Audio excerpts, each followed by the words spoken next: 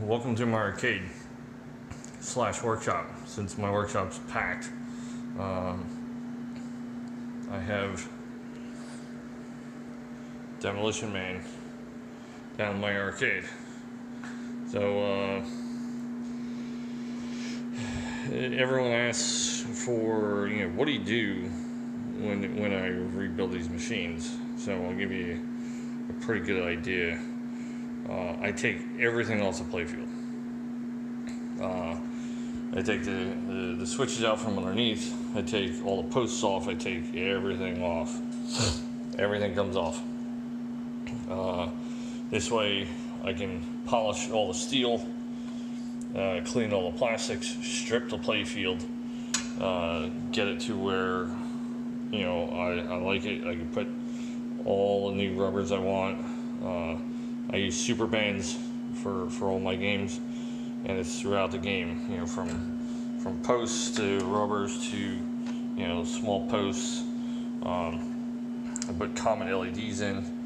I put new lane guards in because 2 to 4 were bad, so I just put all 4 new ones in. I kept the red posts with red rubber, so make it.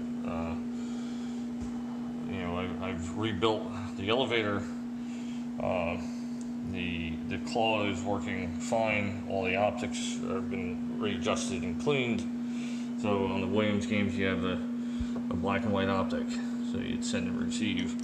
I take these out, clean the lenses, make sure all the solder points are good. So then, in the back, I took off all the crappy LEDs that were in this thing. No offense to Coin Taker, but I don't even keep them anymore. I just throw them out. So I have a little work to do. I've rebuilt this board, the little auxiliary board. Basically, when I rebuild a board, I reflow all the pins. I check all the transistors. Same thing with the DMD display. Driver board, new caps, new fuses, reflow all the pins, check the drive transistors. Soundboard, I got it. Channel 1, which is a speaker in the cabinet, was blown out, so I repaired that. The MPU I replaced because it was kind of messed up.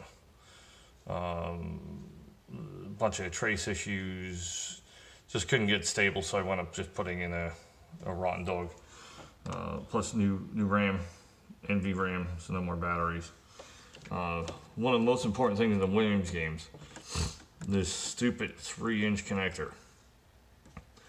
It's worth the money. You don't necessarily need to replace all the connectors. Usually I do. The problem is most of these aren't available. This thing's available. Buy it.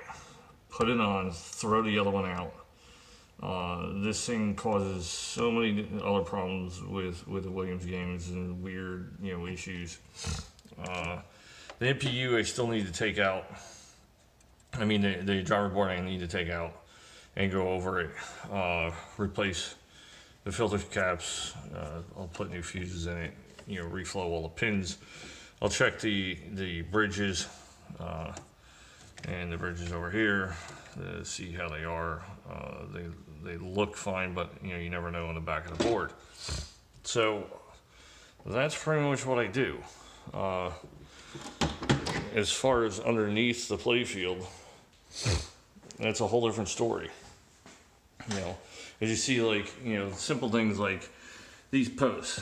These things get oxidized. They're almost white. They feel rough and abrasive. They're very dull. I take these out and I actually buff them on my buffer to get the clarity and luster back. It's also when light hits it, it reflects now, so you get a little more light reflection, light movement in the game. Underneath the playfield. So what I do underneath, I thought there was a ball in there. So underneath I take all the boards off, all the light boards off. I reflow every single one of these connectors underneath. I reflow all those because over time they heat up and it softens. This one I found there's a bad trace on this one, so it was weird. That one wouldn't, that light wouldn't work. So I do, you know, all the light boards. Same thing with that one. I put new rubber stoppers, the end stoppers for the coils, you know, for the plungers, so you get a softer landing on the coil, so it's not all rough. I go through new sleeves, new springs for all the coils, including, you know, the kickers. I go through and clean the plungers. This one I put new and the stroke switches in. I need to put new plungers in because I don't like them. I rebuilt the trough optics, and I go through every single light and take them all out and check them, make sure they're tight. You know, you don't want anything loose. You know, even the little driver boards I take out and reflow all of the connectors, and, you know, new cap on the other driver board. And, you know, like I said, I need new plungers for the linkages for the 3 flippers, but I'll get to that later. I just want to finish stripping the play field and getting this, you know, back in operation, and then I'll do the flippers. But other than that, you know, the cabinet's pretty decent. You know, it's been played. It doesn't look like it was routed, you know, because there's no lockdown. You know, cabinet's in pretty decent shape. You know, the handles are worn, you know, which is typical.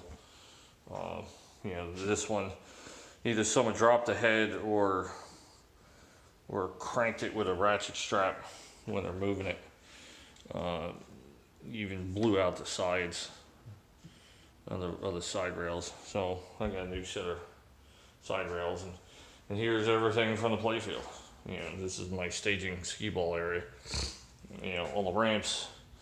I need to finish cleaning them all, going through replacing the flashers for LEDs, checking the switches, and just cleaning them up, cleaning up the rails, and I'll put them back on. But I'm not going to put them on tonight because, you know, here's all the plastics.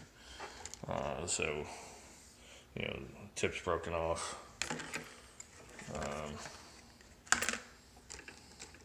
You know, faded color.